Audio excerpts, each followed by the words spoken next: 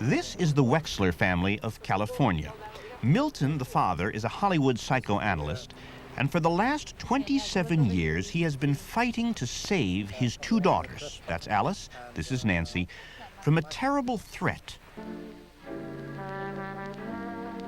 Back in the 1930s, he had fallen in love with Leonore Sabin, a young teacher. I went to my folks. They had a beautiful diamond engagement ring. I said, may I borrow that? So I took the engagement ring and offered it to her. But then, a few years later, all of Leonore's brothers were diagnosed with Huntington's disease on the same day. For the next decade, Milton hoped that his wife would be spared. But in 1968, a policeman observed her on the street weaving and staggering. The diagnosis? It's Huntington's. That's the time when I knew that hell had arrived, because I knew that she knew the devastation that was to take place with her body, where she would lose total control of her movements and her mind. By the time she was in a terminal state, she was in constant motion. When she finally died. But she was also still when she died. And in a funny way, it was like the old mother had come back because she was still, and she wasn't moving anymore. And she wasn't desperate anymore. Both Nancy and Alice had a 50-50 risk to develop this disease. And I had the awful job of telling them that they were at risk. That's when Milton made his daughters the promise that he would find the cure to Huntington's disease and save them. Did you know anything about genetics? Nothing at all. Zero. So how does such a man begin to hunt for a gene? Well, first, he hired a recruiter to tour the country's top laboratories looking for hot young scientists to invite to some meetings. I said, look, fellas, you're here to have a good time. I want you, first and foremost, to have some fun.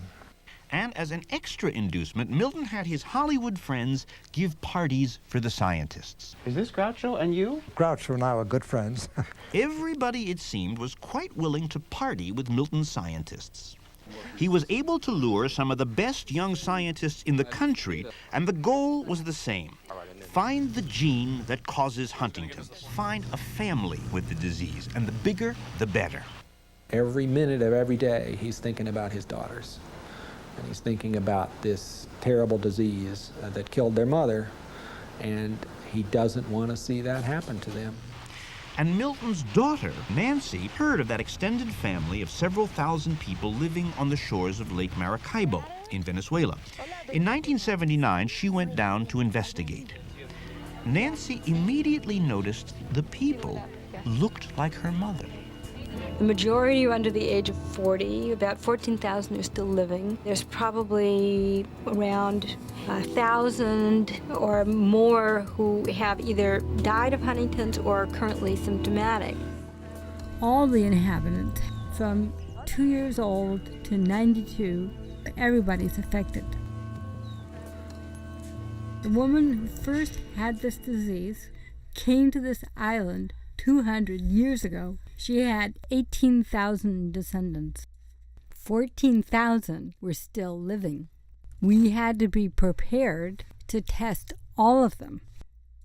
We took blood, we took pictures, we traced family lines. And then I met Pablito.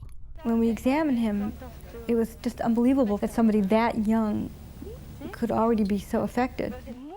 Nancy's team took blood from Pablito and from everyone in his extended family who would help.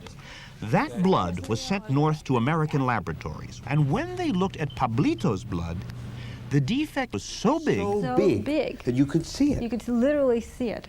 It was huge. It turned out that everyone in Pablito's family who was sick had a genetic defect in roughly the same place. This was a big break. Finally, they had found the neighborhood where the gene was hiding.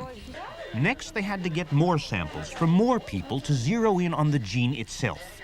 And while they searched, Pablito died. And then one of his older sisters got the first signs of Huntington's. But then in 1993, Jim Gasella's team at MIT, looking at tiny, tiny sections of DNA from Pablito's family, saw something. So if you have a smudge above the line, like this one, or this one, or this one, you've got the disease. If you have a smudge up here, you're going to get the disease during your lifetime. And if it's empty, like this one, or like this one, You have no chance of getting the disease. So we had the gene. Jim Gasella called Nancy. And what'd she say? She just totally went silent. I was stunned. I was so stunned. I couldn't even believe it. Nancy then called her father. We have the gene. Milton Wexler, who knew nothing about genetics, working through his own daughters and his own foundation and his own scientists on sheer gut instinct, had engineered a major scientific achievement.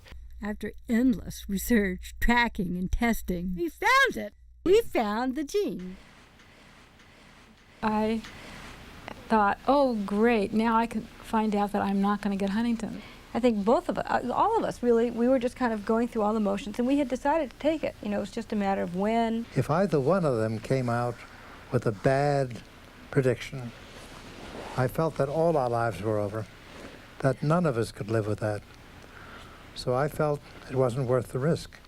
And so the family that helped create the first test for Huntington's didn't take it. Scientists say it won't be too many years before tests will be available that can tell each of us which diseases lie in our future.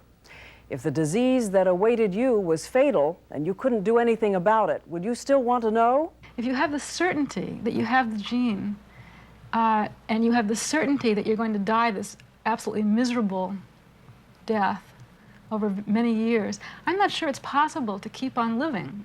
Whom the gods would make mad, they first give some kind of insight into the future. And I don't think always we want to have that kind of power. I think it's a potential for madness. I don't want to know when I'm going to die.